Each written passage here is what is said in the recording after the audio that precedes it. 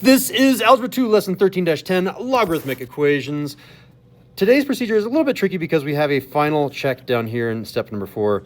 Our general procedure is make sure that each side of the equation only has at most one log. Make sure that you're isolating for that logarithm. Sometimes you'll need to combine those with properties of logarithms. Then, once you get that logarithm isolated, step 2 is to undo that log. So to get from this logarithm to down here, we are going to do this process known as exponentiation. So this is called exponentiation.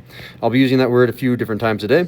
And then eventually you might have to solve a little bit further, because sometimes if you have like an x plus 1 here, that means this was an x plus 1. You'll need to subtract that 1 and solve further. But sometimes it'll just be an x and you don't need to solve any further. So this is maybe an optional step for step 3.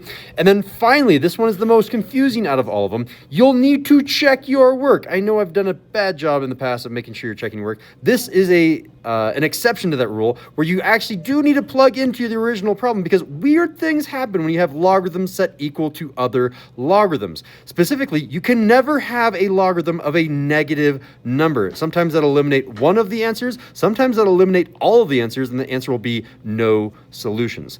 I'll do this one in example 2, so you've been warned. Let's do example 1 for now. In example 1, I have a logarithm with some other stuff. This in its own is the logarithm. I'm going to get rid of this 10 by adding 10 to both sides. When you add 10 to both sides, I now have logarithm of base 12 with 4x plus 16 as the argument, and that's equal to a positive 1 now. Now that the logarithm has been isolated, I am going to undo this logarithm by exponentiating both sides. I'm going to choose this base of 12, and rewrite all of that log base 12 of 4x plus 16. Over here, I'm also going to exponentiate because I have to do it to the left and to the right. This is 12 to the power of 1. 12 to the power of 1, by the way, is just 12. And now I'm going to cross off all of this stuff because it undoes. And I'm going to say 4x plus 16 is now equal to just 12. And I need to solve. So let's go ahead and subtract 16 on both sides. Let's switch the color up here. Subtract 16, and I get 4x is equal to a negative 4. Finally, we're going to divide by 4, and we think x is equal to a negative 1, but you cannot box it, not yet. So x is equal to negative 1. Let's check if we are allowed to plug it into the original equation. So if I check up here, I would have log base 12 of 4. Okay, here's where I'm going to plug in the x. It's now a negative 1 coming up here for this x that used to be coming up here, right? This is saying 4 times my, I'll write a different color, negative 1 here, and then plus 16, and then there's more of this that I don't care about. I just want to see, is this inside negative or not? So I'm going to simplify this just a tad, and I'll say this is log base 12 of negative 4 plus 16, which then becomes log base 12 of 12. Okay, because this inside is positive, this is indeed the final answer. We didn't have any weirdness going on. We can box that final answer. If I somehow had a negative on the inside of the logarithm, a negative is not inside the domain of a logarithm. And just to expand on that a little bit further, I can go ahead and show you what is a graph of logarithm, which I really should have done somehow in this unit. I think I'm going to do it in another unit. A logarithm looks like this, where the entire left-hand side is nothing. There's no man's land over here.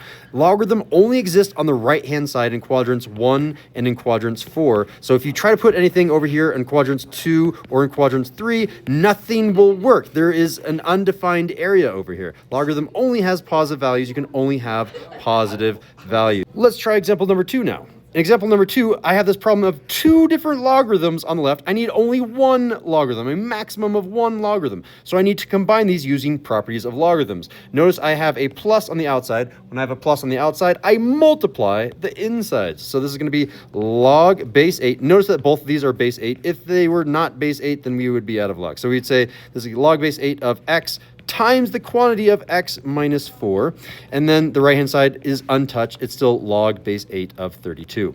From here, I'm going to distribute the x, and I'm going to get a new logarithm, which is log base 8 of x squared minus 4x. and that's still equal to log base 8 of 32. That hasn't moved anywhere.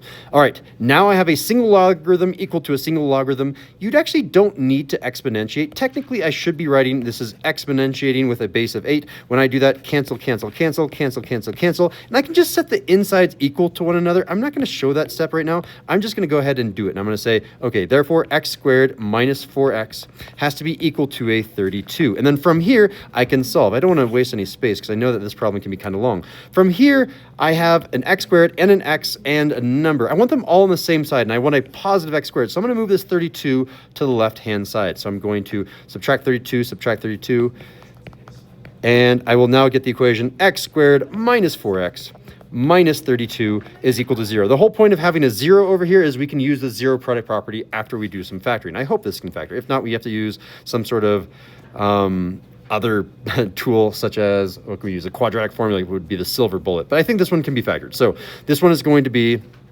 a ninja star, right? What two terms add to -4 and multiply to -32? First, factors of 32. 32 could be 1 and 32. That's unhelpful. That doesn't give a 4. 2 and 16, no. 4 and 8, yes, 4 and 8 will have a difference. So I'll have 4 and 8 here. I need a -8 because I take the sign of the larger number. So this is going to factor as x plus 4 and x minus 8. X plus 4 and x minus 8.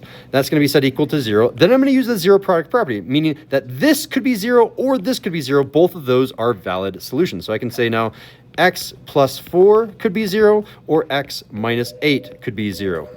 From here, we're going to solve by subtracting 4, adding 8, and we get x is equal to a -4 and x is equal to a positive 8. So I cannot box these yet because we need again to check, can you plug these in and still get positive values? And in this case, one of these is probably not going to work out. Maybe both of them won't work out. So in the original problem, I had log base 8 of x, and x could have been either 4 or 8. If I plug in 8, that's okay, because it's a positive number. However, if I plug in a -4, that is not okay. So if I plug in, I'll write a -4 here. This is not in the domain of our logarithm function, and therefore -4 is actually not an answer. Even though we did all that work to find it, it is not an answer. Let me put a cross to that. It's only 8, maybe. Okay, so it works on this case. Maybe 8 will not work on this next one. So let me check that one. If I do log base 8 of, and here comes my